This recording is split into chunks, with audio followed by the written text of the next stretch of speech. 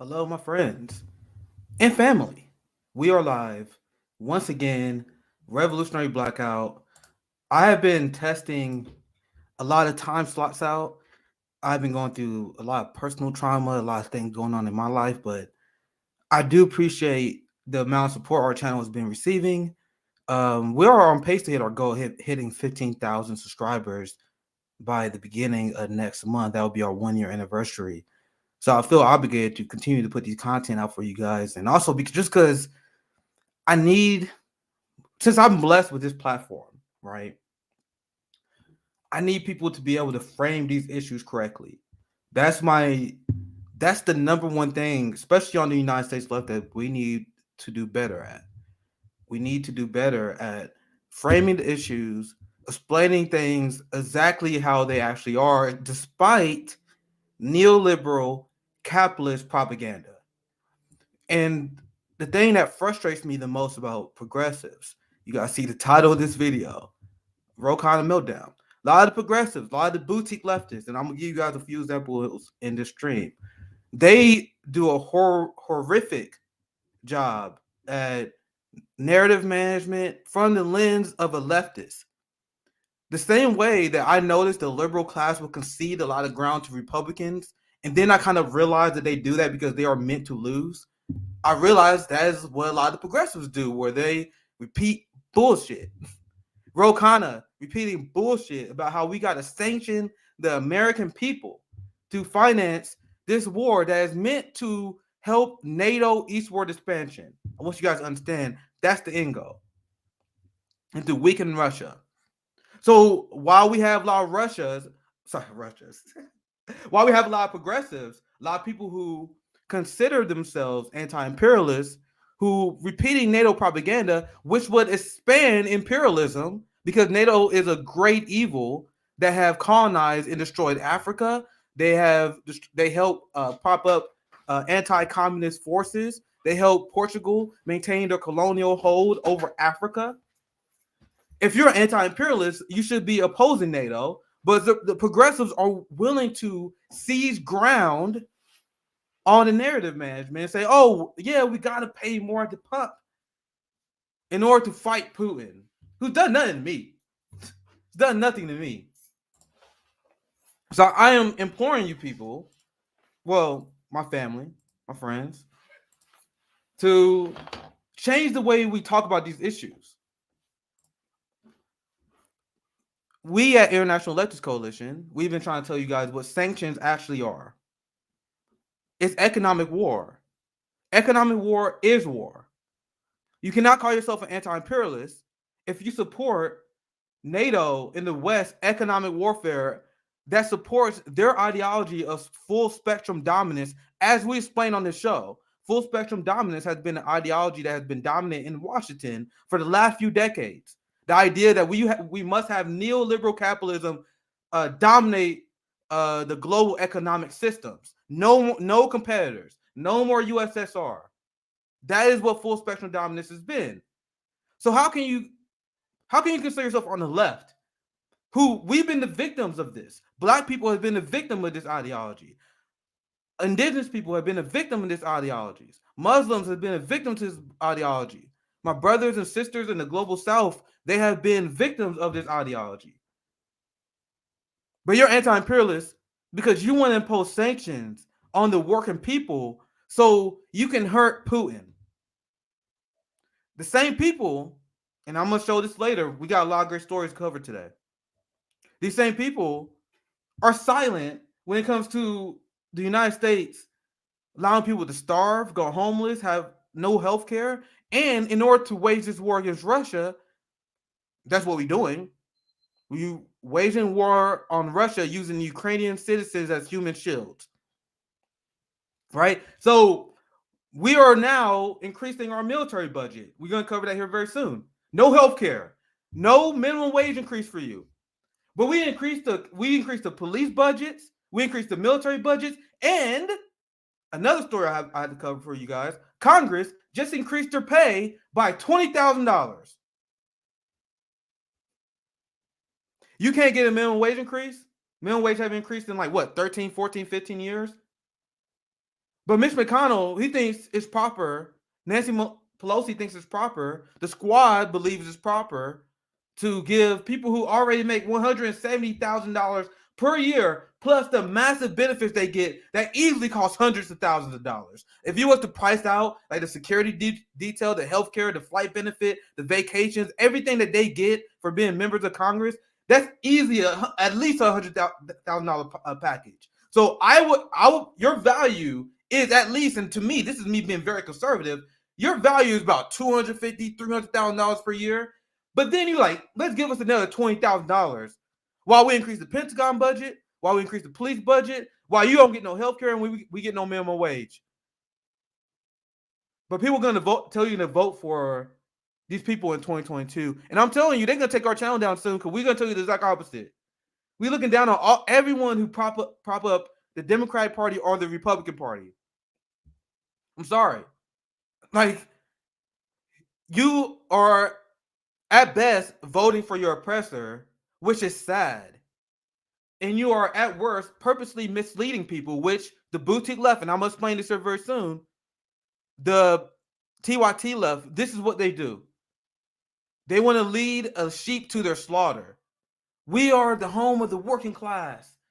We are the progressives, but we want to lead you to your slaughter, lead you into the people who are waging class war against us, the people who are waging and putting sanctions on us. So what do I mean by that? What do I mean by this? Why do I say we guys call it sanctions? Because they love that term. We to put sanctions on the Russian people. We to put sanctions on the Venezuelan people. We to put China. We put sanctions on China because China is not putting sanctions on Russia. Sanctions is just economic war. So when you had the segment that we did yesterday, we had Ro Khanna, and I'm gonna show you guys his meltdown that he had because Max Blumenthal has been calling him out. When you see them say that we have to pay more in gas, pay more in goods, because that's our patriotic duty, and they do that without increasing wages, and you say, okay, well, my God, they can't force the employers to pay more. Okay, send a UBI check. Send a $1,000 check per month. Like, okay, we in war, and since we're in war, this is emergency. We got drastic measures. Since you guys are paying more in gas, let's do a UBI. Let's pay the working class and finance this war by taxing the rich, which we don't do. But they don't pay no income tax.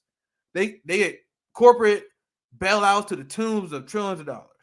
But we are financed the economic pain, and this is a regressive policy on behalf of the United States. This is why if you are on the left and you're anti-imperialist, you should be against this. Not only are our progressive members in Congress not against this, bastards like Ro Khanna are advocating for us to be hurt by the economic sanctions that our government is putting on us. And it's inherently regressive because if you are a millionaire like Stephen Colbert, we looked it up, he is worth $70 million. So do you really think that Stephen Colbert will be hurt by the brunt of these sanctions that are being put on the American people? No, that is an extremely marginal amount of his income. When you had George Takei, I don't know how to say his name. When he advocates for paying more in taxes to fund our war against Russia, how small of a percentage of his wealth is that? Meanwhile, you have like what 60% of Americans who make $30,000 or less. Imagine you have kids. You got 2 kids make $30,000 or less. Imagine how much of a percentage of your income this gas price increase has been. I'm single, relatively low cost of living, still hurting me. I don't travel that much, but it's a dent on the working people, despite us not getting paid more. So we got to start relaying the information like that. Joe Biden is sanctioning us. Do you guys you want to see Joe Biden's insane tweet? Oh, let me find it.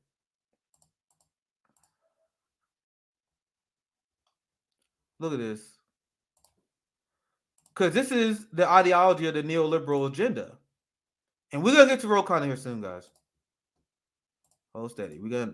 I've been warning people about Ro Khanna for forever, man. Forever. So this is Biden's tweet. And I'm glad it's kind of getting ratioed, but I guess they always get ratioed. The totality of our sanctions is crushing the Russian economy, aka we are crushing the average Russian person that I have nothing against. The Russian people are not shooting and killing black people indiscriminately. That's the American police that is being financed by the Democratic Party more. Why would any black or colonized people? Because I'll be honest, I can't really speak for white America. I don't know how you guys think. I don't get it, to be honest. But if you're a black and colonized person, why the fuck will you pick a side during two capitalists that are going to war? Only have one agenda, and that's to end imperialism. Imperialism being as defined as Lenin being the highest order of capitalism, an economic order that must be stopped by the left. NATO is a giant military expansion that sells weapons. That's why they want to expand it. But anyway, let's go to Biden's crazy tweet, because you guys want to, like, you guys see another story we're going to get to. Facebook is now allowing people to call for the death of Russian people. Why is this insanity happening? This insanity happening because they want an eastward expansion of NATO. And they want a militarized region in the Ukraine so weapon defense contractors can make more money. Are we clear? They just sold more weapons to Nazis, and it was reported by the Washington Post and New York Times, and everyone was pointing out, like, bro, you realize that the people who got the weapons in these pictures are quite literally Nazis. NATO put out a tweet like, yo, we got these weapons that we sent to support the Ukrainians, and everyone, all the communists on Twitter, bullied them to delete the tweet. They deleted the tweet because there was a picture of a Nazi symbol on the uniform, because despite the narrative that there's not a lot of Nazis in the Ukraine in the military, you guys can't help but take pictures of them. They always say, oh, it's only a few thousand. Okay, how is it they always get the photo op if it's only just a few thousand? So anyway, this is the point I want you guys to understand. So Biden is saying we crushing the Russian economy. You guys should cheer for that for reasons. Why will you cheer for this? If you are on the left, someone please explain this to me. So what I'm explaining, and I'm glad people are starting to realize this, I really hope a lot of Biden supporters see this tweet. If you guys see this, please retweet that. And I explained to his shit libs, because I know Biden don't read this account, but shit libs do. I want shit libs to realize what their leader is doing. And I explain here, all you're doing is putting sanctions on the American people by demanding that they pay more for gas because of this crisis without increasing their wages. So for the love of God, can we please repeat it that way? Can we please, as a left, this is the only reason I care about having a platform, because I've seen the boutique left lead us off a cliff, and I'm about to go into that here very soon. At RBN, we want to give people revolutionary discipline. Like, instead of saying, oh, Biden putting sanctions on Russia, and that has nothing to do with me, I support the Ukrainian people, so no, they're sanctioning us.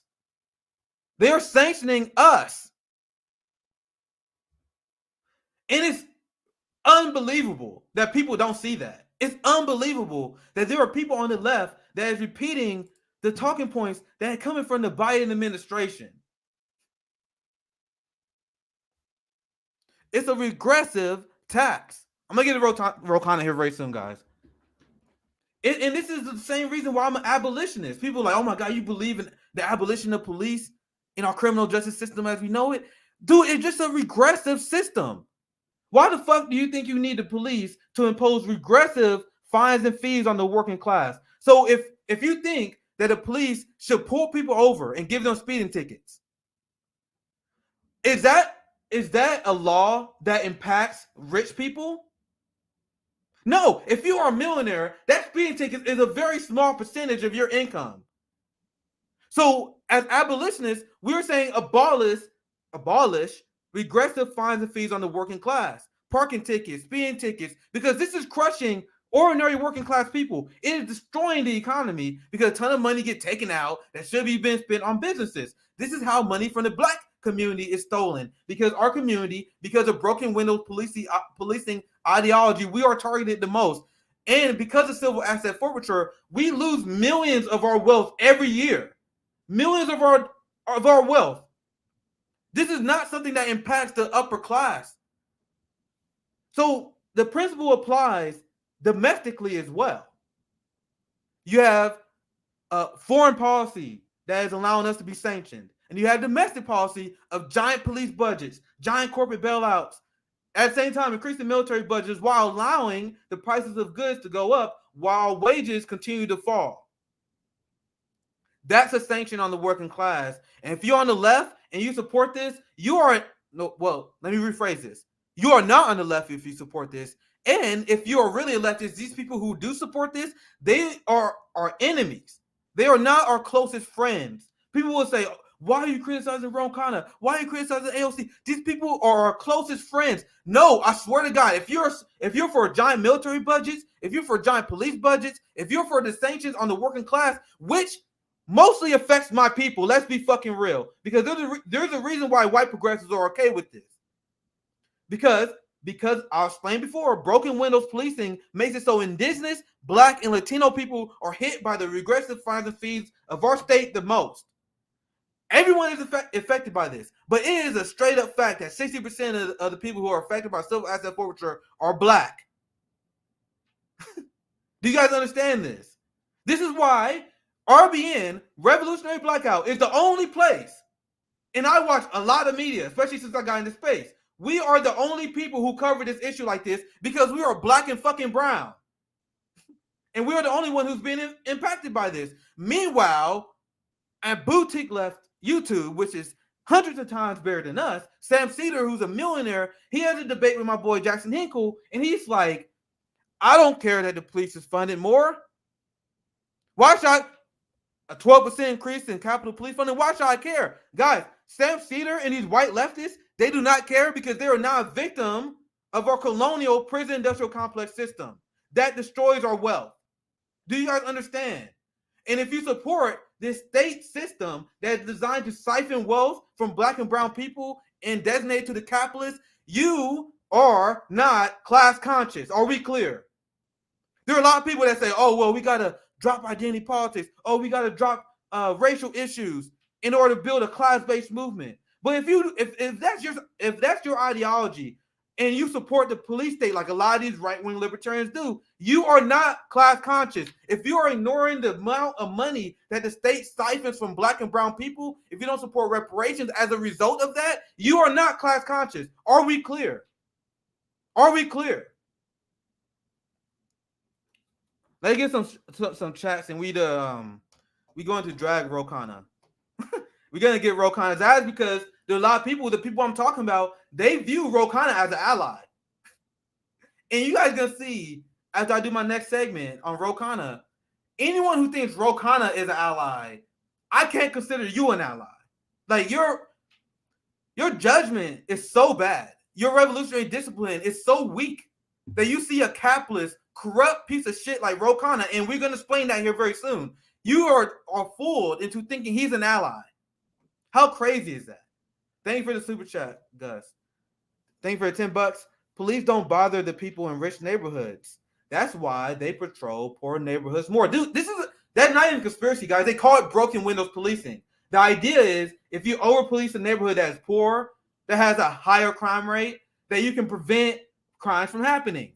But all they end up doing is just pulling people over and giving them regressive fines and taxes because they have a dime bag. That's not doing anything to prevent violent crime. If anything, you put in black and brown and poor people into the system, which will make it more likely for them to become hardened criminals. All the stuff that abolitionists understand is common knowledge on anyone who researched how to decrease crime and the consequences of incarceration. Also, stats prove that more police does not equal less crime. What is a crime? So when wage theft happens, when Walmart steals millions and millions of dollars from the workers like they do, when the capitalist steals billions and billions of money from the workers, does that get counted as a crime? Does it? When you have Congress that they are caught inside trading, where they are making investments in the Ukraine and energy and all this stuff, making money off this crisis, is that a crime? It's when When our government bombs a hospital and kills civilians, does that get counted as a crime? The only thing that get counted as a crime is wherever police march the fuck down.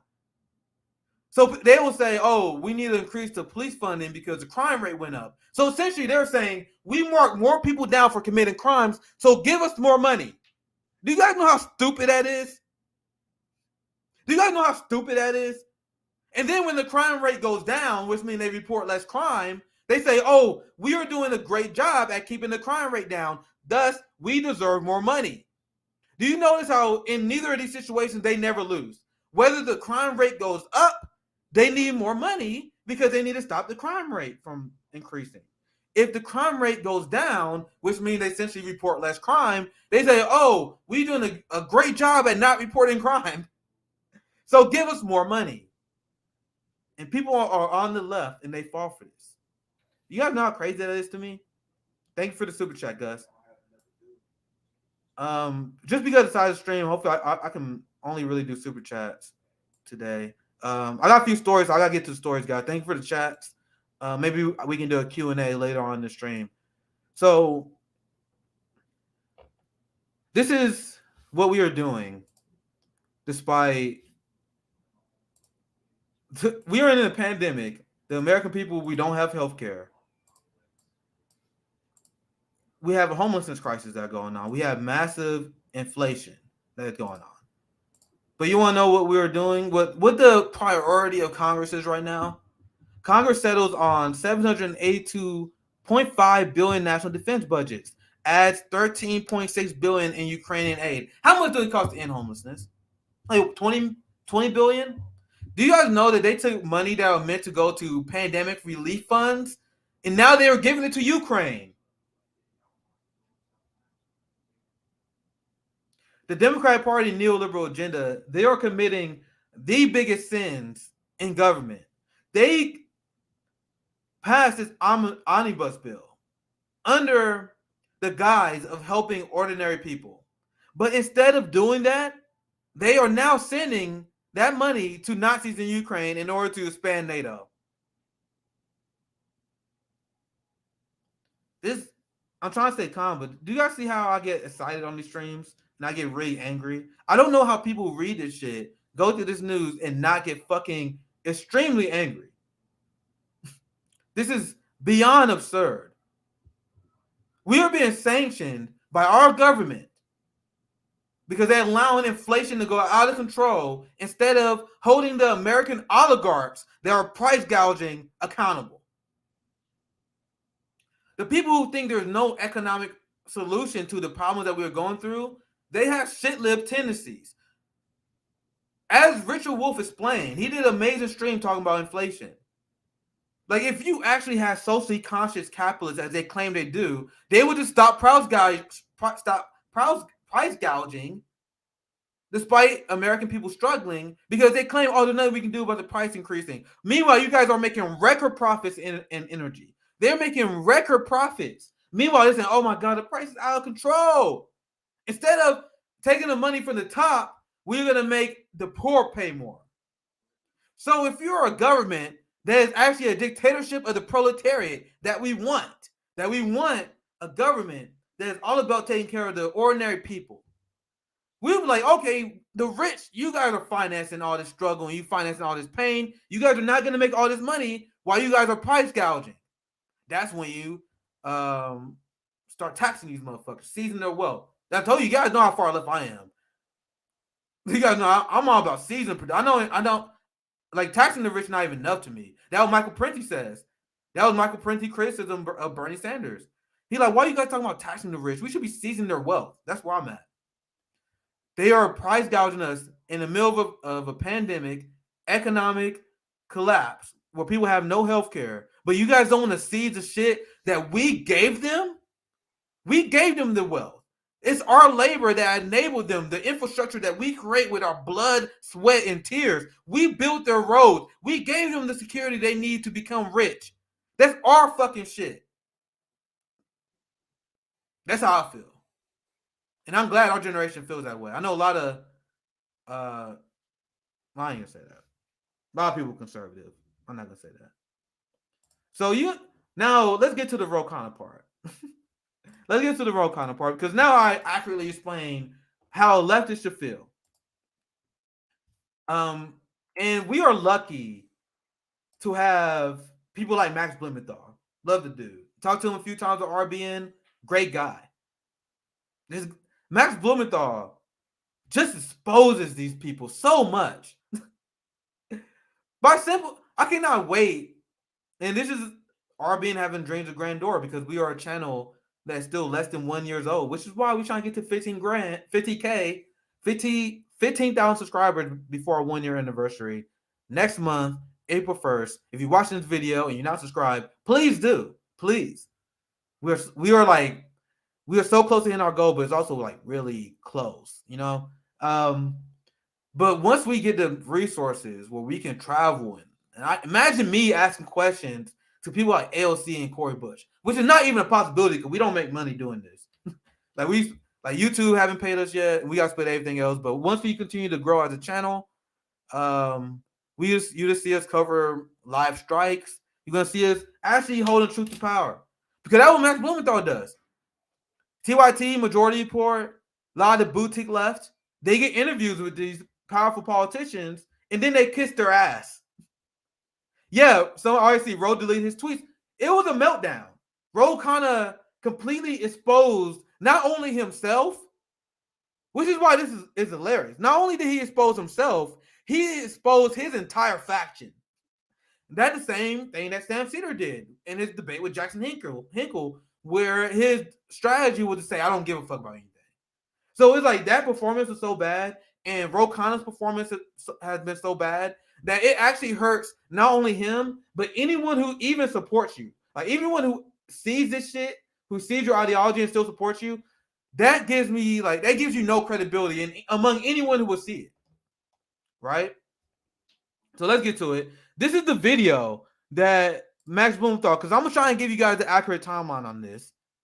Check this out. Ro Khanna made a giant mistake in allowing Max Blumenthal to talk to him. And he does this every so often, where he talks to people because he think he can. It's actually like people give Ro Khanna privately, like, well, at least Ro Khanna, he actually talks to leftists and independent media, which I give him that. But it is also the height of arrogance because Ro Khanna, he enters these scenarios, and I've seen this multiple times. He enters these scenarios where he thinks he can like smart talk us and manipulate us into thinking that he's our ally. Like, and it's almost insulting in a way.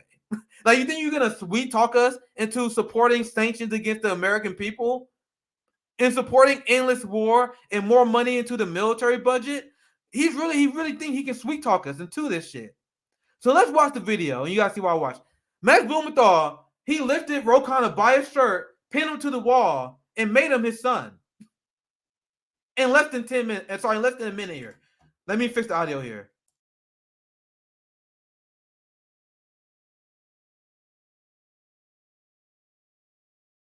Prices are already going up massively because of the sanctions. Inflation's going up, and that's all to fight Russia. I mean, that's the message Biden and his people are sending. Don't you think?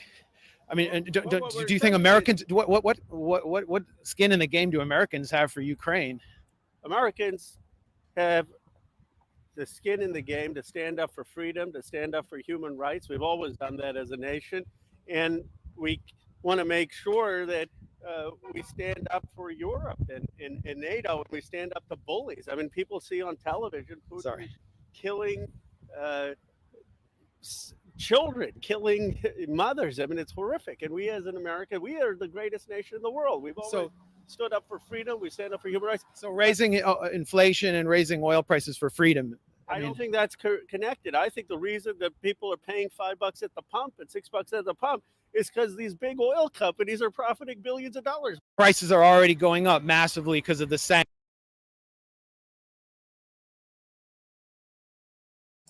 Ro Khanna thinks he's a wise guy. Ro Khanna thinks he's a wise guy. Like, he thinks he's tricking people with this shit. Putin is killing kids. Meanwhile, you're back in the administration that's starving millions of Afghans. And then Max Blumenthal asked him a simple question. Like, why should American people like pay more. Then immediately, America, the greatest country of all time. We got to stand for Europe, even though we're not standing for Afghans. Oh my God, the genocide in Yemen, we're not doing anything about that. But we got to stand with Ukraine, even though we're supporting neo-Nazis. We didn't do anything for the 14,000 people who was bombed in the Donbass. America is great. But then, like, do you see who this man is? And do you see how that video exposes everyone who's a part of his faction? So, in response to this video, because he fucked up, Ro Khanna fucked up. He allowed a real motherfucker, a real one, to interview him. This is not a TYT interview, bro. Not what you see on the majority report, bro. We're gonna ask you real questions, and we're gonna make you look like an asshole. Which is why you will never, like, if you see RBN near like a congressperson, they'll probably get security on our ass. Like, we're black too, so we probably gonna get shot. It's not gonna happen. They will never allow. Imagine me asking Ro Khanna questions. Like, imagine me asking AOC questions. Imagine me asking Ilhan Omar questions, Jamal Bowman questions. It would be the same thing Max did. Max exposed his entire faction. Now, Ro had a gigantic meltdown on Twitter. And if you guys think I'm exaggerating when I say meltdown, Ro Khanna deleted the tweets. A sitting member of Congress went on a tweet tirade, who essentially raging because Max Blumenthal exposed them. And it was so bad that he had to delete the tweets. Hold on, let me before I show the Max, I think you guys already seen it. I had to find a screenshot, right? We had to find a screenshot because he's a coward and he realized how much he fucked up. Oh wait, I gotta find the hold up.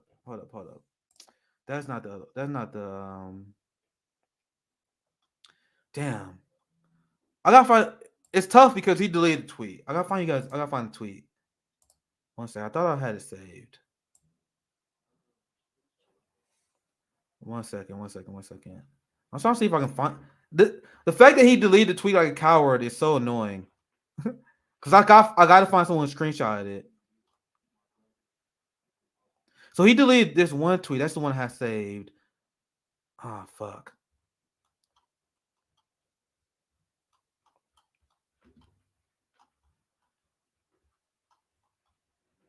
I think I can find it while I got saved. Fuck. Why that coward had to delete the tweet? But I'm gonna show you guys his Twitter meltdown. One second. I'm alone here. I'm trying to see if I can find it. Shit.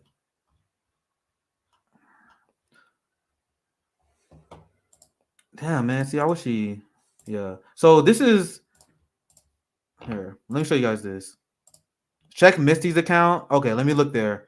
Well, I'm out to look at the comments. I'm gonna look at Misty's account. My bad, guys. Actually, I thought I had an image save of his deleted tweet, but I didn't. That's my bad. My bad. 1 second. I'm gonna look at. Maybe Misty Twitter has it. Damn. That just fucked the whole segment up. I gotta reset it.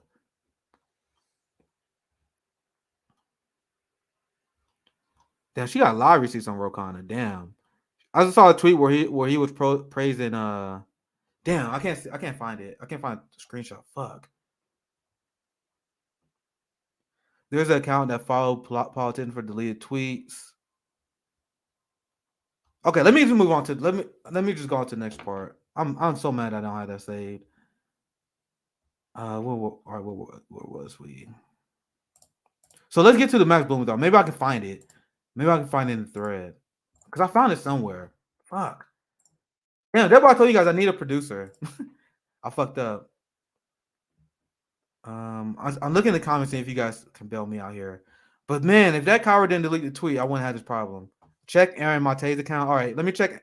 Last thing I'm gonna do, I'm gonna check Aaron Mate's account, and then if not, I'm gonna just move on. Fuck, my bad, guys. I literally thought I had that part saved. I'm gonna check Aaron Mate's account. See if he posted it. Because I can't even do it justice. The meltdown that he had. Here it is. Thank you guys for being patient with me. All right. Here's Ro Khanna's Meltdown. Where say you got to manage your tabs in it. Yes, he is. It's tough, man. I got to rant to all this shit while managing tabs in it. It's not easy. But anyway, this is Ro Khanna's Meltdown. So Max Blumenthal said, and I wish he didn't delete the tweet so I can show you guys the proper chain. But Max Blumenthal called him out on that video that I showed with you guys. After campaigning on a peace platform, Ro Khanna sounds like a Bush-era neocon. I told you, it was so bad. He exposed his entire faction. Spouting American exceptionalism. Remember when he was like, America is the greatest country? We have the right to keep peace in Europe. No, we don't. We are the greatest evil. And if you're a leftist, you should be saying that because our leftist leaders, like Malcolm X was willing to say it. Michael Parenti is willing to say it. But American leftists, they can't say it because they actually believe in Western chauvinism. They believe in Western imperialism. And that is what Max Blumenthal exposed out of Ro Khanna. So this is Ro Khanna's tweet that he deleted. The far left refusal to condemn the immoral and illegal Putin invasion is appalling. It is nihilistic relativism. I stand by my words in this exchange and reject Max Blumenthal and RT talking points where he's a contributor. I have human rights, progressive approach to foreign policy. No, you don't. You are for starving people, bro. Ro Khanna is constantly supporting sanctions. Sanctions are responsible for more death and destruction than hot war in my lifetime. So this is Aaron Mate's response to this. Aaron Mate said, Ro Khanna deleted his McCarthyite innuendo, but that's not enough. An apology is in order. If you're going to call yourself a progressive while abandoning prior stances to support a proxy war in Ukraine and asking taxpayers to foot the bill, don't smear those who challenge you on it. And now what he is talking about, this is the tweet, another tweet that Ro Khanna deleted. This is the one I had saved. I saved this one instead of the other one. So he deleted this. His tweet when he was pretending to be an anti-imperialist. He tried to maintain that as long as he can, but he knows the gig is up. So now he's just going full Biden, bro, like the entire progressive movement has done, which is why if you vote for them, if you donate to them, and you defend them, you're a chump. So he tweeted this in 2018. Ro Khanna said, ever since the Orange Revolution began under President Bush, the U.S. has been complicit in the rehabilitation and spread of neo-Nazis in Ukraine. So isn't it funny how everyone used to call out the Nazis in Ukraine until Biden became president? They needed a Biden bro army to justify U.S. aggression and NATO aggression in the region. Like, not only rehabilitating neo-Nazis in Ukraine, but giving them weapons. So he continues, our government must stand up to the Azov Battalion.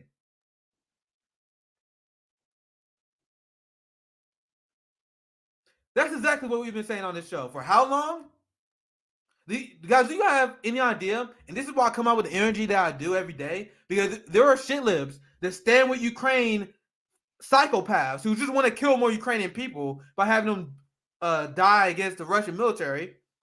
They were like, oh, you are Putin sympathizer. You're not anti-imperialist because you're not condemning Putin hard enough. As a leftist, especially as a communist, it is our duty to fight Nazis, punch Nazis, and destroy Nazis. So my goal is to destroy NATO, which hired Nazis and promote Nazism for decades. And now they continue to arm the Azov Battalion, as Ro Khanna used to understand. He used to understand this, right?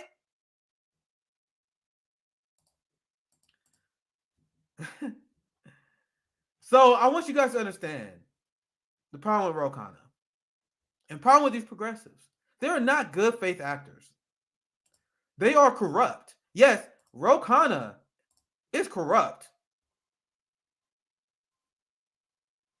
So what happened? So Ro Khanna used to be able to call out the Azov Battalion, who would get funded weapons and make money for our defense contractors, right? Weapon manufacturers, I should say. So what changed? What really changed? Look at this. Look at this. How many of you guys know this? If you watch the Boutique Left, if you watch the Sam Cedars, if you watch the Mickey Conts that we about to play here, the Anna Conspirians, these people will never tell you this about Ro Khanna. Months after divesting, Ro Khanna's spouse keeps trading fossil fuel and defense stocks. And like Ro Khanna, him and his family got like the most most stocks and defense contractors out of anyone in Congress. How many people tell you this? Here, Max Blumenthal. Ro Khanna. Man, Max Blumenthal, base as fuck. He said Ro Khanna has gone from lone opponent of arming neo-Nazis incorporated into Ukrainian military to their most shameless, fox-aggressive sales rep on Capitol Hill. No amount of bogus McCarthyite innuendo can deflect from his shameless sellout to the Beltway war machine. Once again, he highlighted where Ro Khanna used to stand on this, and this is why Ro Khanna had to delete his tweet. So not only did he delete the old base tweet that he had, he deleted the recent outburst, the meltdown that he had, because he understood that exposes his entire position. Did he delete it after the receipts was shown? It seems like it. It seems like he wanted to go after Max, but then he didn't know that Max and Aaron Mate had these receipts in the background, and then he didn't want people to see it, so he deleted it. Right? We have more boutique leftists to talk about.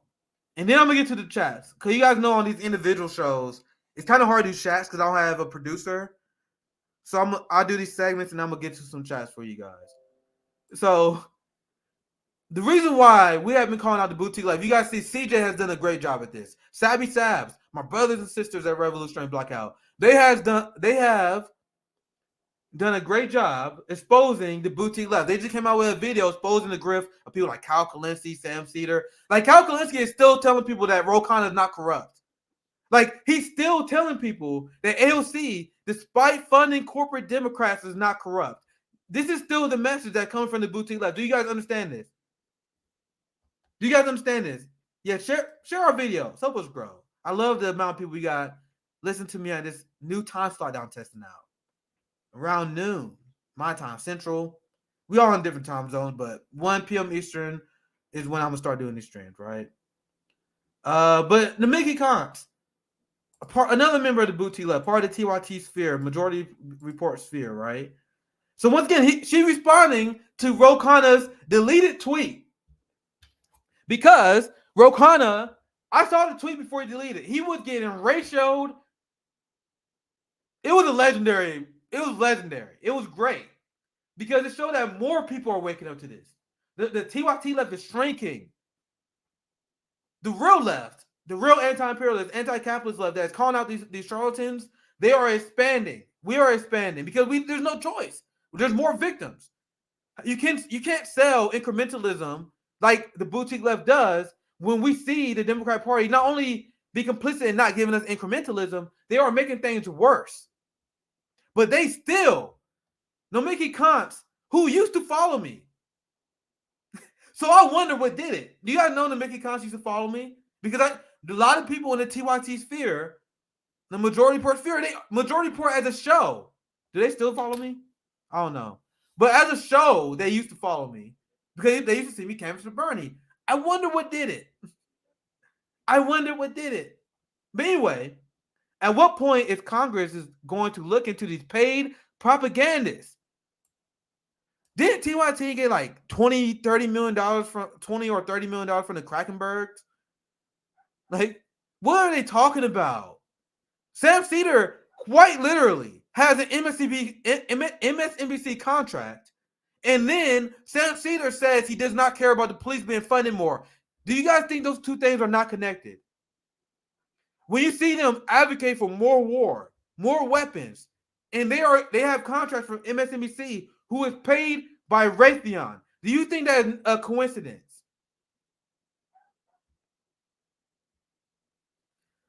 So disrupt the left. So they're saying they disrupt the left. And this is very telling by Nemeki, because what she mean by this is that we are bringing people back into what it really means to be anti-capitalist and anti-imperialist. TYT, Sam Cedar, they openly say they are capitalists. TYT are capitalists. And remember my definition of what I call a leftist. And I'm not one of those people that use leftism as a moral guide. Like there's some people like, all right, if I like you, you're on the left. If I don't like you, you're on the right.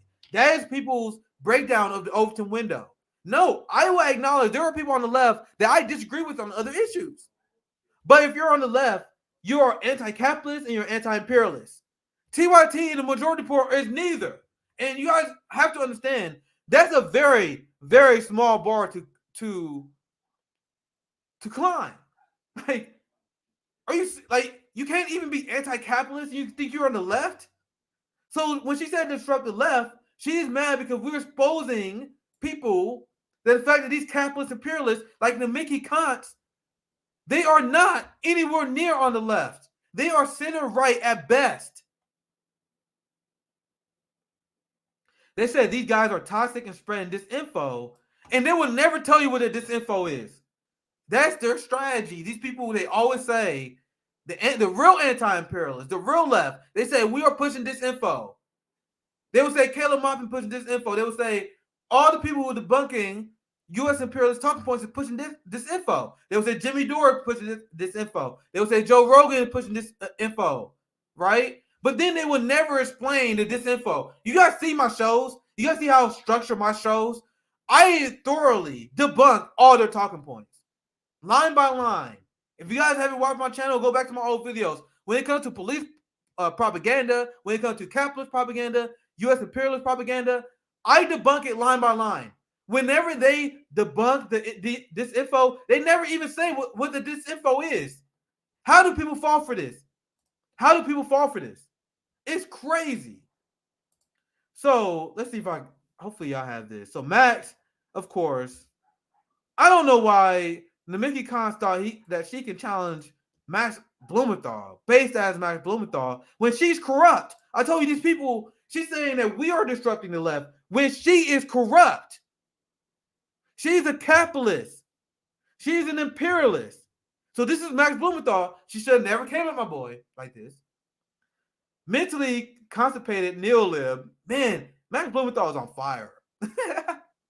With these, what does he call? He said Ro Khanna.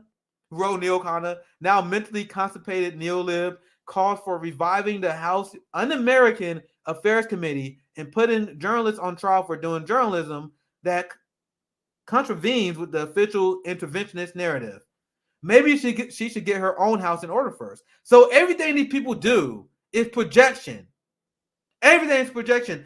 So she said, Gray Zone, Max Blumenthal, Aaron Mate, the people on our side that debunks NATO propaganda.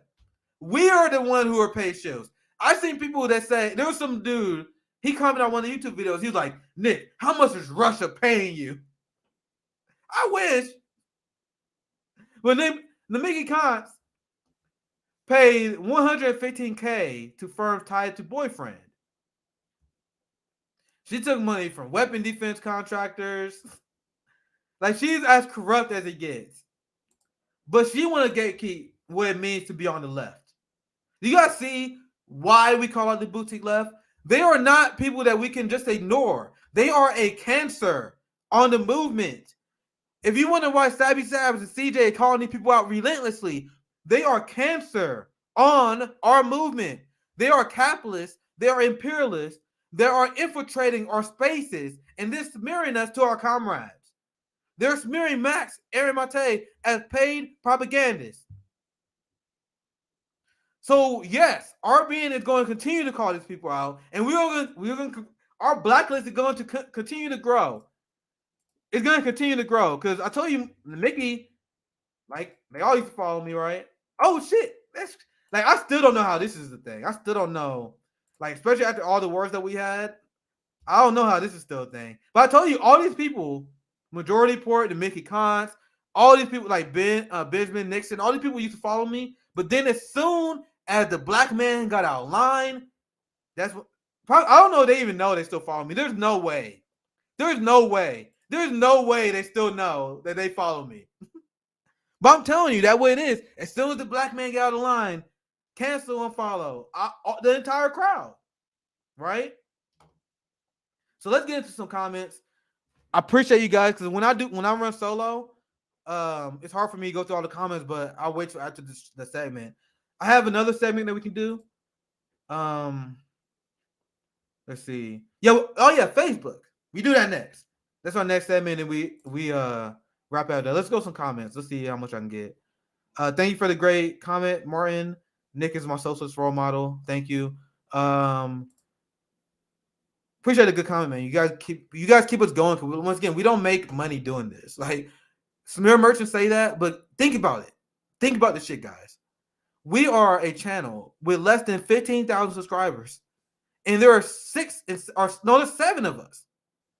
So YouTube haven't paid us. We don't make a ton of money, and then because we're socialists, we divide everything evenly. Everything gets divided evenly.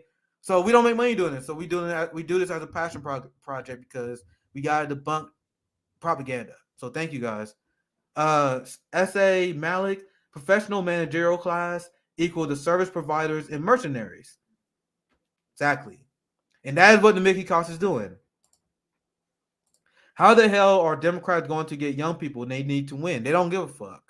They're going to allow Trumpism, which Joe Biden continued. They're going to allow the Republicans to win. They don't care how bad things get because then they can just use that to say, oh, I know we're corrupt. I know we're pieces of shit. But do you really want to allow Donald Trump to win again? Do you really want Donald Trump Jr. to win?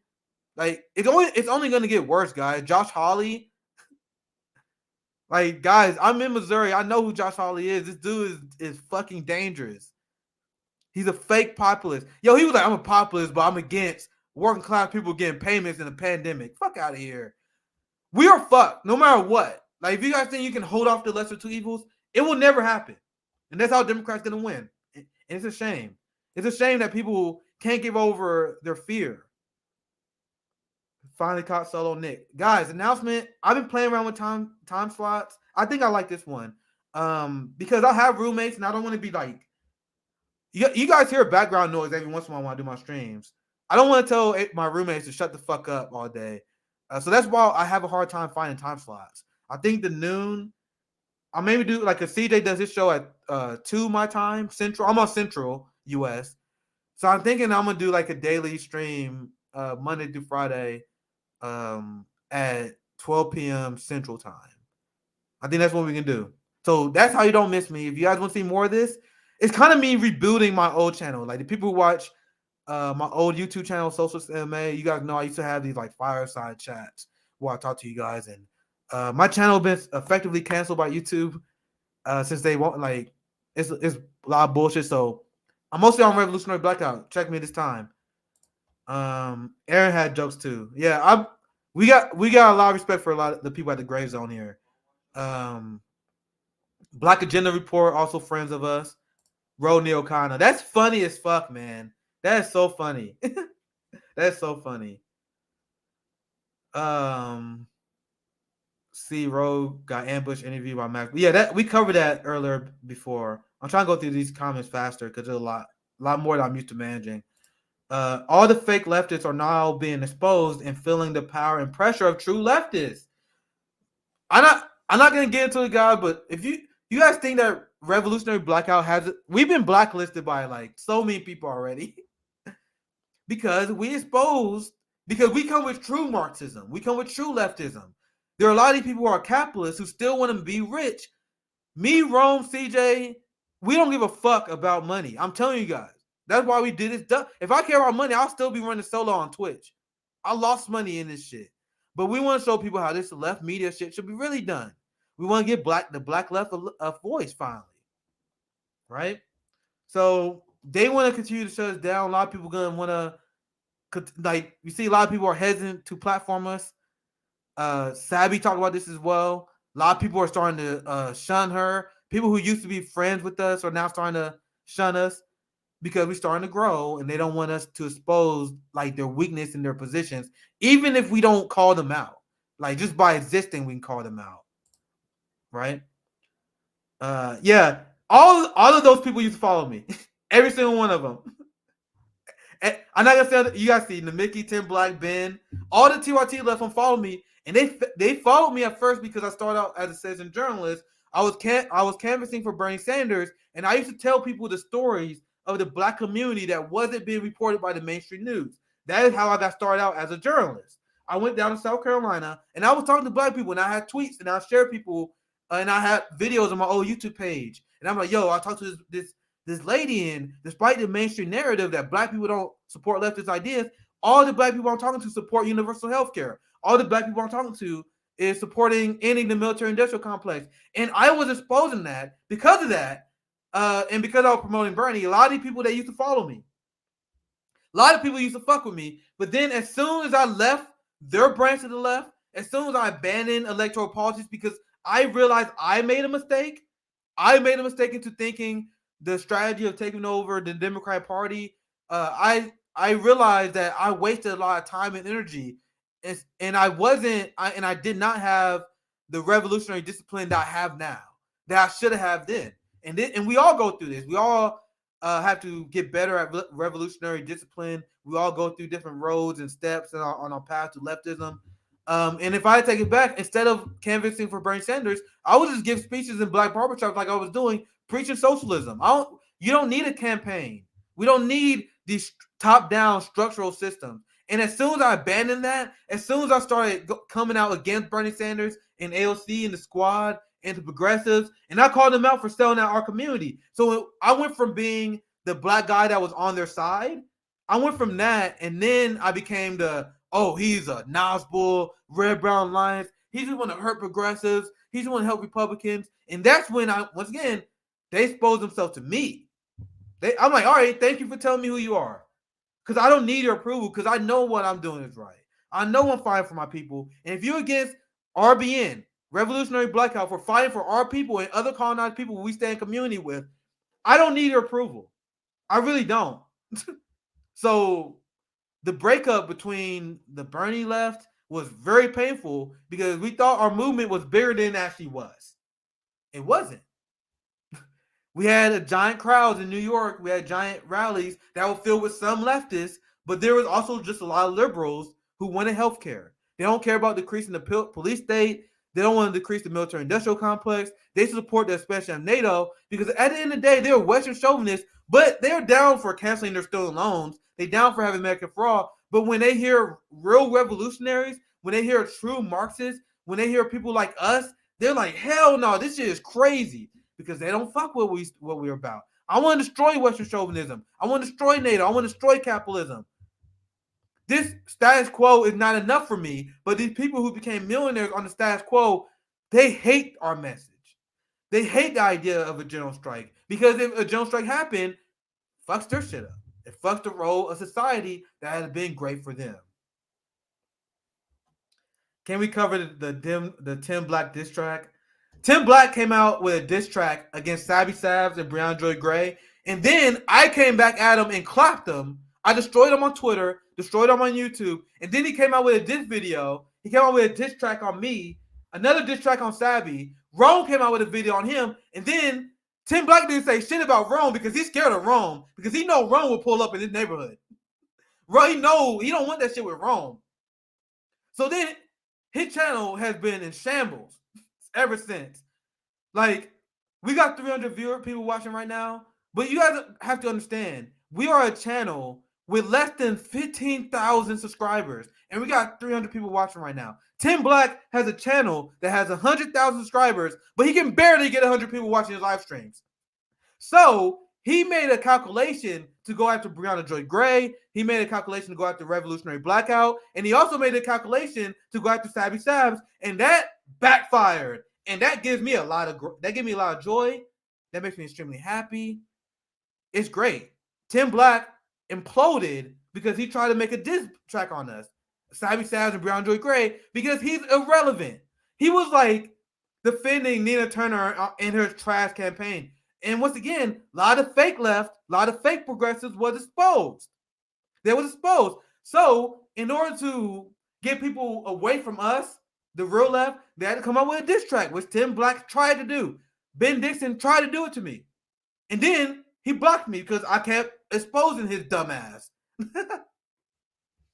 So there's that. You guys asked for drama, I'll give you guys drama. Yeah, don't I told you, as soon as he went after Sabby Sabs, it was done.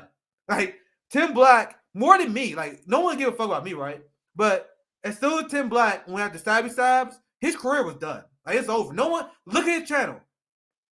Look, we have 15,000 subscribers. We're not a big channel. I'm not saying we are. We are less than 1 year old, though. Tim Black has been a content creator for like 10 years. He has 100,000 subscribers, and he can barely get 100 viewers on their live stream. So, what does that say? So, don't disrespect Sabs. Don't ever do it. Don't ever do it. I'm telling you guys, someone disrespects Sabby Sabs. You guys know, it's like, I see people laughing. Rome, I was like, bro, I already, like, Tim Black, he was trying to make diss videos against me because I already exposed him. Like, so I'm like, I'm focused on the Joe Strike Summit. I'm focused on a lot of shit. I got a lot of liberals that come after me. I don't have time. But Rome was like, hell no, bro. No one come after my nigga Nick like that, bro. So Rome came out with a video directly at Tim Black. Like, he was looking directly at the camera, talking directly to Tim Black. And then Tim Black, he pretended that he didn't see it. The video got thousands and thousands of views. Tim Black pretended that Rome never said anything about him because he know Rome will pull up on him. He don't want to beef with Rome because it's not worth it. So that's my funny Tim Black story. You guys asked for it, so let's. Are you more of a kickboxer or submission specialist? My dad was a 3-time Golden Glove regional champion, so I boxed my entire life. I have done Muay Thai for 13 years. I had done Brazilian Jiu-Jitsu on and off since 2009. So I wouldn't say I've done Brazilian Jiu-Jitsu for 10 years because you need mat time. So I maybe did 3 years of like nonstop Jiu-Jitsu. So yes, I am very competent, and I am very sad that my old martial art YouTube videos has been hacked because I used to have evidence of it, but now I have no evidence, so I gotta make some more. Which is what I'm trying to do. I'm gonna get back into the game, and you guys will see I'm not just talking shit. Because your boy been doing this for a long time. Yeah, he was just doing it for clicks. Like, these people that they're like, it's beyond pathetic. Like, you guys see my live stream. Like, you guys asked for me to talk about this, so I'm talking about it. But in my live stream, we talking about defunding the police. We were challenging military industrial complex propaganda. We were challenging the propaganda that comes from the two-party system. People who wanted people to vote for Democrats. We were debunking Biden propaganda, ICE propaganda, Trumpism. There's so much shit to cover. I do not have enough time. Meanwhile, Tim Black, he spends his time making diss tracks on other Black content creators because no one gives a fuck about what his dumbass has to say. Guys, I am a college dropout, and I have roundtables with multiple PhDs where we talk about foreign policy for hours. Do you think Tim Black can have a 2-hour foreign policy conversation with people like Dr. Kareem Batesh, like Dr. Peter Beatty, Dr. Asal Rod? He can't. Tim Black is mentally unable. He is not smart enough to have a 2-hour foreign policy conversation. So instead, he has to make diss videos against Brown and Troy Gray, Revolutionary Blackout, and Sabby Sabs. But don't forget, not Rome, because you don't want that heat. You don't want that heat. So we having fun today, right? I got another time to get to. I have enough time to get to another story. Yeah, every store, you guys know I got receipts. I can back up everything I said. Tim can't. So he got, like, I remember I watched his diss track he made on me, and it was the most corniest boomer shit I've ever seen. He was like, Nick is slow like a turtle, bro. I was like, what? Is this supposed to be offensive? It was literally the most corniest shit ever. But he has no intellectual prowess to offer as a content creator. Because as RBN, we can get more views than him despite being a channel with way less subscribers because I am having 2-hour foreign policy roundtable conversations. We are having general strike summits. What are these people who have channels that are way bigger than us? They're doing none of that. We are exposing a lot of these people, and we just got started. So sorry, that's my Tim Black. We can move on from him. I'm just indulging you guys because I usually don't like talking about drama like that. But I didn't want to ignore you guys' comments, so I just answered that. So we can move on. Let's see. I really do got to get to the next story. I'm really loving the comments in here though. Oh yeah. Don't trust me, guys. I love martial arts, but fuck Dana White, fuck the UFC. I mostly watch Muay Thai now. Like in ONE FC in Asia, there's no such thing as like ethical like when it comes to like promoters, boxing promoters. A lot of these people are scumbags. But Dana White, and this is why I don't like Joe Rogan. There are a lot of people on the left. They like, why you don't like Joe Rogan? Joe Rogan sided with his scumbag capitalist goon, Dana White and Lorenzo Fertitta. And Joe Rogan helped manufacture consent towards paying fighters like shit. Joe Rogan has a massive platform. And this is why I stopped listening to him as a martial artist. Joe Rogan could have done so much to help fighter pay. One thing that hurt fighter pay in the UFC was the Reebok deal. The Reebok deal stole the amount of advertisers that fighters can make because the Reebok was paying a flat fee to the UFC. So the UFC stole the fighters' advertisements, which was the only way they was making money. The UFC was paying them chump change, like $20,000 a show, $20,000 to win, $50,000 a show, $50,000 to win. But then, despite making horrific low wages like that, especially compared to boxers who make millions, they would at least, like Chuck Liddell, Rampage, the people who made money before the Reebok deal, they made a lot of money on sponsorships, right? So the Reebok deal came, and the UFC took all the revenue, all the advertisement that the people would get. Joe Rogan, with his platform, helped manufacture consent for the Reebok deal because he used to go on his platform and he was like, yo, the Reebok deal is great for the company. The Reebok deal is great for the fighters. And a lot of people didn't see through it because a lot of people in MMA, they are capitalists, they are right-wingers. But as someone who's class-conscious, as a lefty, Joe Rogan always been a tool of the capitalists. He always been. He sided with he sided with Dana White, Lorenzo Fertitta, constantly over the fighters. Imagine if Joe Rogan, with his massive platform, helped the fighters get together, organize a fighter union to take on the greed of Dana White. I can do an entire live stream talking about how Dana White in the UFC had destroyed the sport and destroyed martial arts. But we can say that for another day. We say that for another day. Yeah, Dana White is just like Vincent McMahon. Probably worse. Like, you gotta know I'm a martial art nerd. I don't talk about it a lot because it's mostly politics, but Dana White is a fucking capitalist millionaire, and he exploited so many fighters. He destroyed so much potentials because shady UFC business practices. And yes, the UFC is pretty big now, but that is not because of Dana. Like, the UFC and MMA is as popular as it is right now because of great fighters. Amazing fighters like Anderson Silva, GSP, Chuck Liddell, Vonleh Silva, Pride FC helped blow up the sport globally. But then Dana White and capitalists like Lorenzo Fertitta came in and crushed the sport. Crushed the sport. That's a long story. But you guys, I don't talk about martial arts a lot, but you don't get me started. Yes, the UFC, guys, Francis Ngannou. I want to tell you guys who Francis Ngannou is the heavyweight champion who knocked out every single great heavyweight fighter that we had in this era. The UFC is essentially about to let him go because he wants more money. He had a heavyweight title fight. Francis Ngannou had a heavyweight title fight where he made $500,000.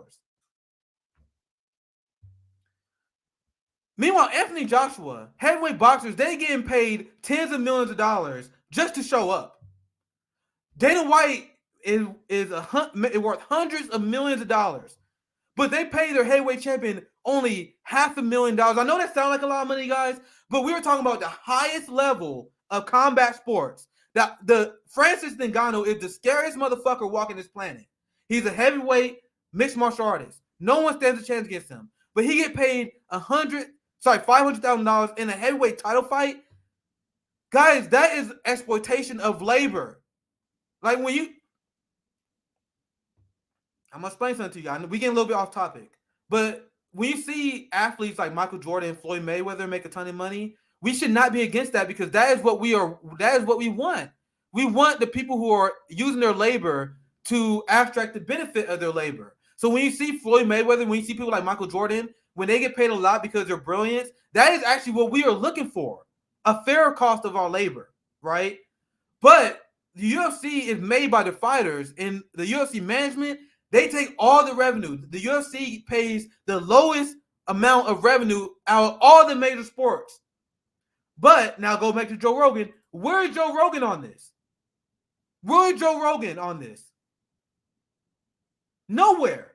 Joe Rogan not only is silent on this, he helps manufacture consent. He helps pretend that he always says stuff like Dana White is the reason why this company is great.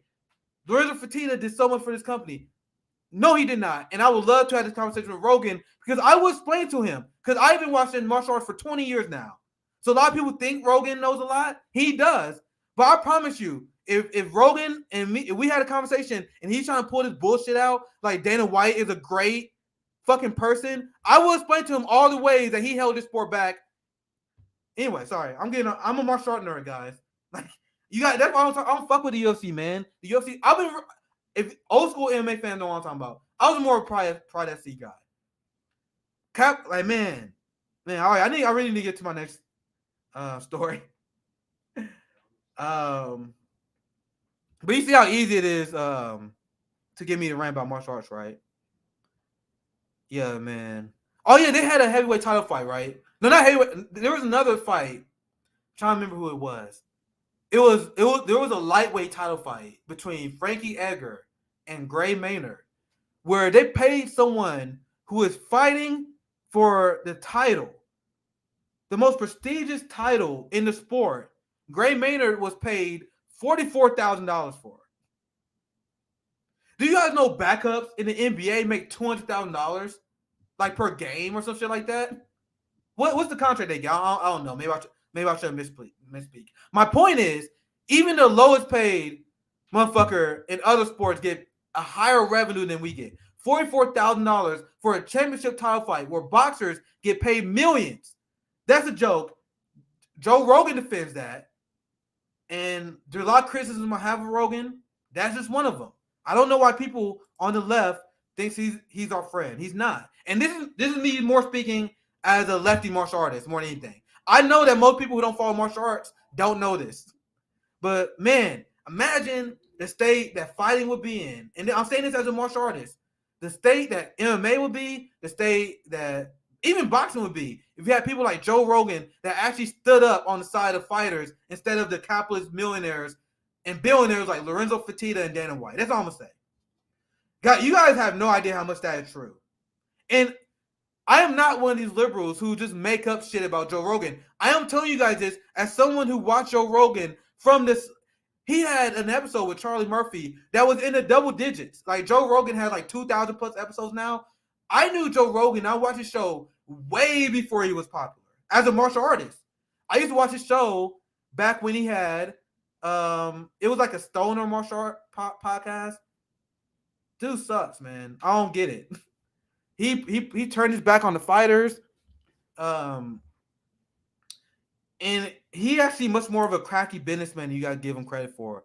Like the strategy of having people like Ben Shapiro on and then not pushing back on him. He does that so you can get Ben Shapiro's base. You guys understand that, right? The reason why Joe Rogan had a conversation with a ton of people he disagree with is because he don't challenge them. He does that because it's a smart way to grow a podcast. You can bring the right in because they think you're cool with the right, and then you can bring people on like Jimmy Dore and Kyle Kalinske, and then they think you're cool. It's actually a great strategy. But anyway, I'm getting way too much. I'm getting into way too much. Let's get to the last story. So we're gonna talk about Facebook. Let me put this up. So this is crazy, and I even mentioned in a live stream before how this rise of Russophobia, the extreme xenophobia that I seen during 9/11, when you had a insane rise of Islamophobia. Excuse me. If you're on the left, you must resist this. You must resist this crazy nonsense. So now we have Facebook, and I had to double check this. This was This was beyond. Like it's shocking to see this. We all know that liberals and liberal ideology is full of hypocrites, but this is insane. Exclusive. Facebook and Instagram to temporarily allow calls for violence against Russians. What? So this is what I said, because this is a shocking hell. I send this to my friends on the International Leftist Coalition. I send this to Dr. Kareem Batesh, Dr. Asad Rod, and all them. They literally could not believe it. They were like, this has to be fake. And I was like, this is the end result of Russiagate. Imagine thinking you're on the left, you are with you stand with Ukraine, you think you're anti-war, but you're calling for, you're okay with Facebook and Instagram calling for the death and violence against Russians. And we also warn people about the collusion between big tech, which is a capitalist corporation, and our government. We are witnessing the new era of fascism, which, as explained before, is the merging between corporation and state. That is fascism. So isn't it funny how you had these social media companies that used to say, oh, we stand against hate speech. We stand against violence. They stand against violence and they stand against hate speech until it benefits the neoliberal global agenda. How crazy is that? How crazy is that? So they will say when the big tech were colluding with the neoliberal order of the Biden administration to get rid of Trump, right? They will crack down and they will go after right wingers because they will say, oh, we got to crack down against hate speech and violence. We got to crack down on the Trump supporters. But now that we are in a conflict with Russia, we need an other to demonize. So now I understand how we was able to get Japanese internment camps. That blew me away. I never understood how we got Japanese internment camps. Well, I did. I knew the theory behind how it happened. But now seeing this rise of, I saw the rise of Islamophobia during the war on terror. Now we're seeing it again. The same thing again now. This is how they justify it. This is how they justify stripping away the freedom of speech for Russians, sanctioning their businesses. So look at the contradiction between big tech here. Do I got to share? Oh, let me share this. Look at this. Facebook and Instagram, that's the headline there. Facebook and Instagram to allow calls for violence against Russians. Facebook allows praise of neo-Nazis Ukrainian battalion as it fights Russian invasion. So Facebook, they was like, we prohibit anyone from praising Nazis because they was going after Trump supporters. They were going after the Republicans and the right. No, we don't want anyone to glorify white supremacy. But the second the neoliberal established order started to cozy up with the Azov battalion that people like Ro Khanna used to call out. But now, instead of calling out the Azov battalion, the Nazis that we supposed to be willing to punch, remember punching Nazi? We used to be all for that. But now, they're the good Nazis. That's why Facebook is allowing people to praise the neo-Nazi battalion. The same way they used to ban calls for violence, then now you can call for violence if you're Russian. Now you praise neo-Nazis, they're part of the Azov battalion. Once again, do you guys see the merging between the big tech corporate state and our government? This is the new fascism. So all the people who was like, we got to vote against fascism. We got to get the orange Cheeto out of the White House. We got to vote against Donald Trump because we got to vote against fascism. Congrats, you dummy. Congrats, dummy. You just replaced one fascist with another. And this is why I said in the election, which caused a lot of the boutique leftists to unfollow me. The same people that said, like Vosh said, we got to fight against fascism, so we got to vote for Jim Crow Joe. And I said in response, Jim Crow Joe is a fucking fascist, you moron. Then they say, oh, Nick, SocialistMMA, he's crazy. The people who boo me, I see what make you cheer. I see what make you cheer. So I welcome the hatred of these people. So the same people who claim they're anti-fascists but are cheering for Nazis being promoted in the media, they also pulling down people, and we're gonna get pulled here soon. I promise you, because we're challenging the rhetoric on Ukraine, Russia. So there's a great Twitter account that I used to follow. ASB News Military. This was an amazing account that gave you facts on the ground in terms of foreign policy and what's going on in Russia and the Ukraine conflict with no bias. They'll just repeat what's going on.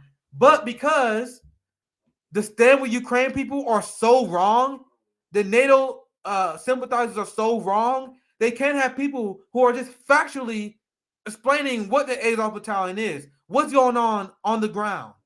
So Twitter banned them. So while Facebook, they allow the praise of the Azov Battalion and neo-Nazis, but they're banning ASB News.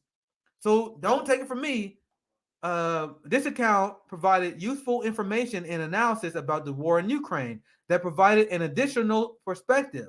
They were very careful about not posting images of severe violence. It seems, however, that the non-government, non-corporate sources are being censored. Do you guys think that Twitter CEOs, hell, I don't even have to say like this because they openly admit that they coordinate with our government to help pull harmful news sources? So the theory behind that fascism is the merger between the corporate state and our government, guys, this is not theory anymore. We are living it. Stop talking about fascism as it's a theory. The theory is right now. The giant military budget, the giant police budgets, the giant national security state while our people are starving. The corporate bailouts while our people are starving. This is a form of fascism. Big tech, here from Graham Elwood. One of the only accurate media accounts covering Ukraine just got suspended. But America is the land of the free press. This is fascism because Twitter is doing this on behalf, and they don't even deny it. They say they work on behalf of the Pentagon. They work on behalf of the CIA. They work with Congress to stop the spread of disinformation, aka whatever the neoliberal establishment do not like. This is fascism. This is from Glenn Greenwald. It's vital that nobody can be exposed to any dissent or questioning. So anyone who dissents against the NATO propaganda, the propaganda that comes from the Biden administration, you will be censored. You will be pulled. It's only a matter of time. Why do you guys think we stand up Rofkin? We got Patreon. Because it's only a matter of time before you two stumble upon my Ukraine coverage like, this nigga is crazy. It's only a matter of time. I'm preparing for it. If you're on the left and you're in independent media, you have to prepare for it because it's going to happen. As with COVID, it all must be banished from the internet. And it is being not only big tech, but it is being ordered from EU governments. We're here to debunk and destroy Western chauvinist propaganda. What is the propaganda we already hear about China? Which I'm not endorsing it, but they always say China is cracking down on the flow of information.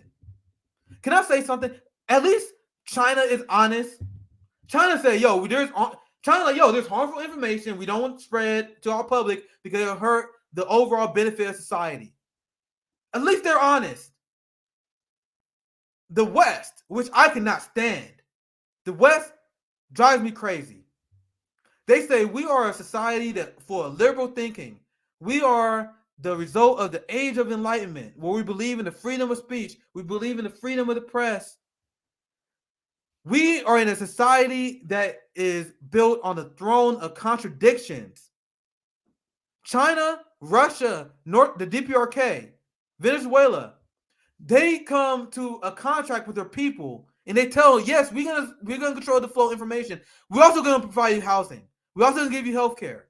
But we're gonna control the flow of information. But at least they're honest. Our ruling class gaslights us.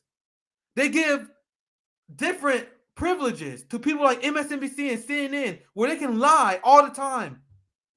But if someone in independent media says something they don't like, they get pulled.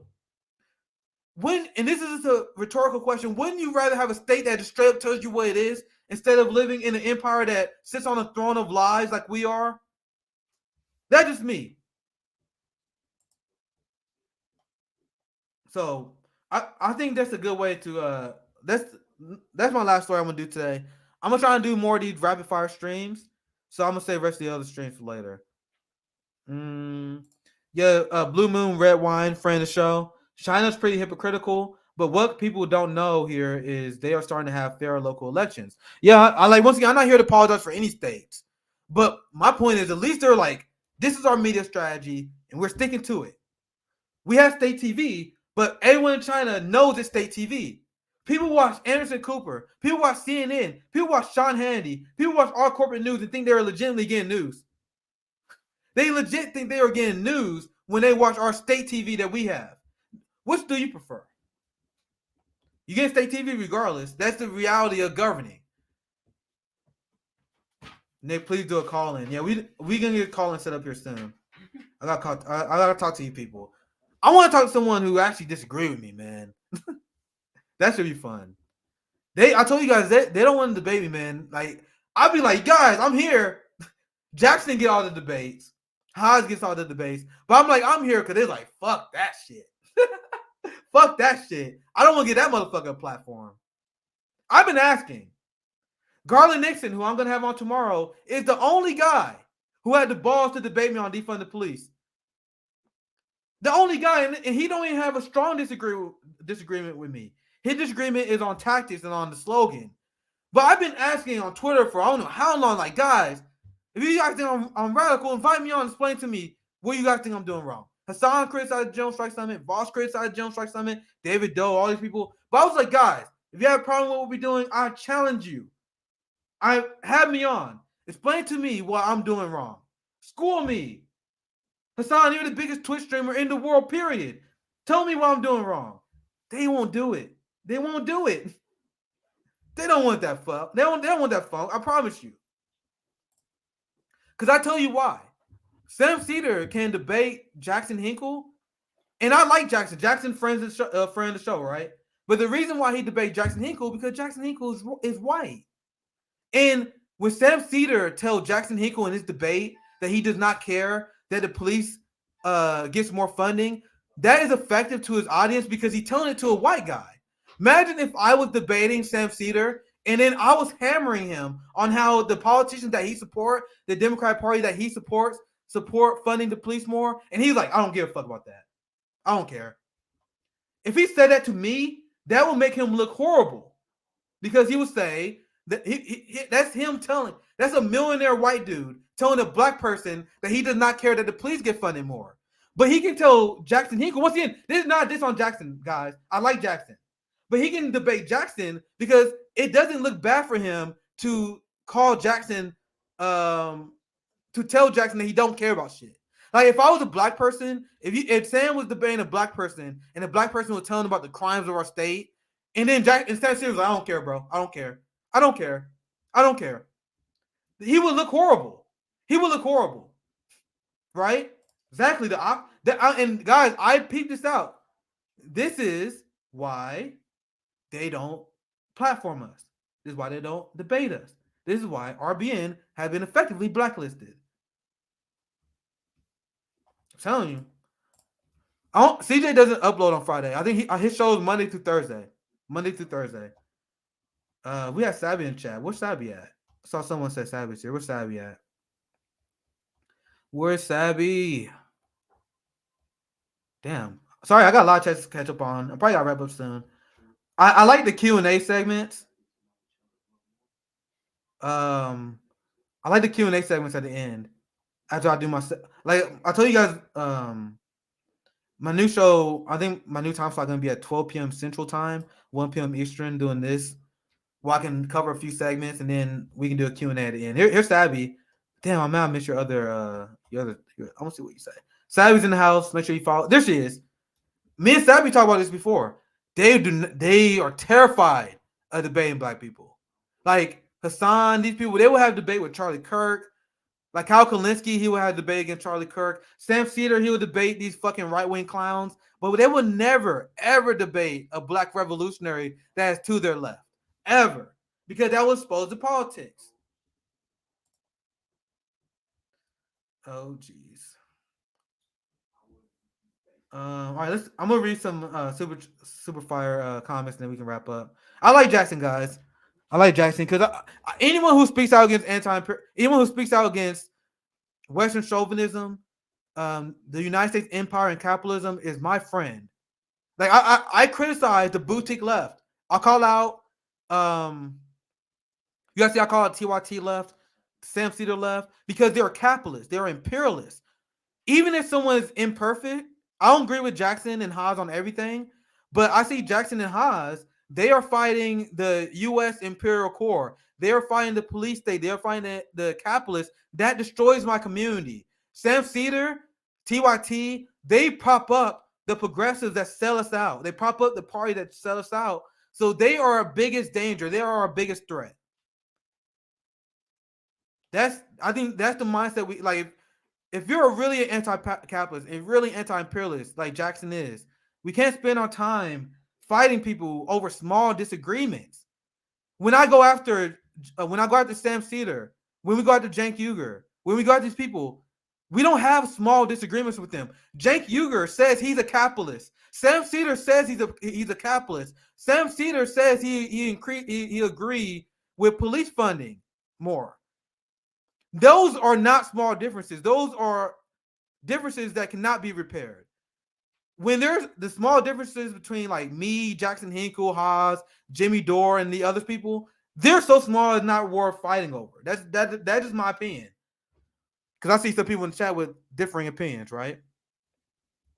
So that's how I stand.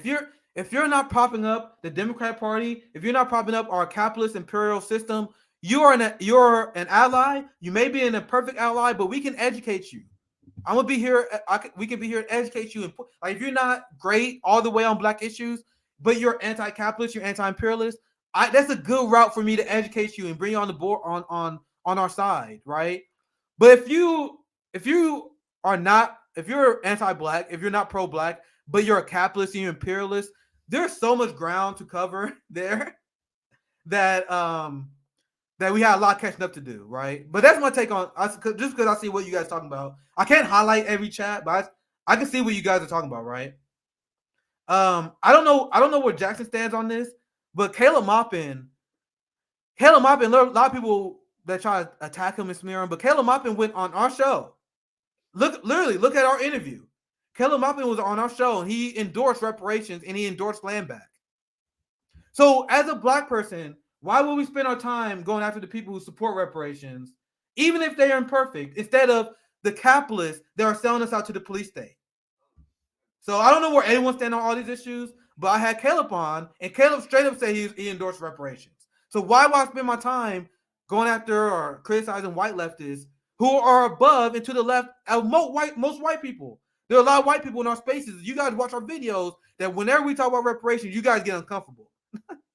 You guys start getting uncomfortable. Caleb, he stands with us on that, right? So anyway, I think this is we had a good Q&A segment at the end. We're about 90 minutes in. If you guys enjoy more of my solo rant streams, like I used to do on my old channel, which is essentially dead, my old SocialistMMA, channel, I don't pre-post on there. YouTube pretty much fucked me up. But so I'm pretty much rebuilding it at this time slot. I started a little bit late today, but 1 p.m. Eastern time is when I'm probably gonna do these streams Monday through Friday. We're gonna have also still be doing my Saturday streams as well. We're gonna have Garland Nixon join me tomorrow. Man, I've been looking forward to talking to Garland Nixon for a while. I told you guys Garland was the only guy who was willing to challenge my narrative on defund the police. He agrees that the police need to be defunded. He just disagreed with the tactics, and we had a great educational conversation. It wasn't debate me bro shit. Like, if you expect debate me bro shit when you see our debate, that's not what it was, because we were speaking to each other as Black brothers who respect each other's position, and that's how debate should be. I don't like debate me bro shit. I think it's a waste of time. But if we disagree on topics and disagree on strategy, we should be able to come together and speak to each other as motherfuckers who know we had our best intentions, right? So yeah, Garland is also based. Check out, this is a news program This is like the pilot episode called Deeply Serious with Nick, right? Catch the show on Monday through Friday, 1 p.m. Eastern. Then will be CJ will be live like literally after me. So I think it'll be great programming for you guys. You guys get my rant stream, Deeply Serious. Then right after that, CJ will have shit you left out, right? So thank you guys for checking me out and watching our stream today. Please show support on Patreon and leave a donation. I told you guys before, we don't make money doing this really. So everything we make is just straight up you guys showing solidarity with us and helping our channel grow. We want to do a lot of great things, but we can't necessarily do it unless we grow out the channel and get support. So please support our Patreon. I got links to direct donations in the description as well. This is SocialistMMA. Thank you guys. Have a great day.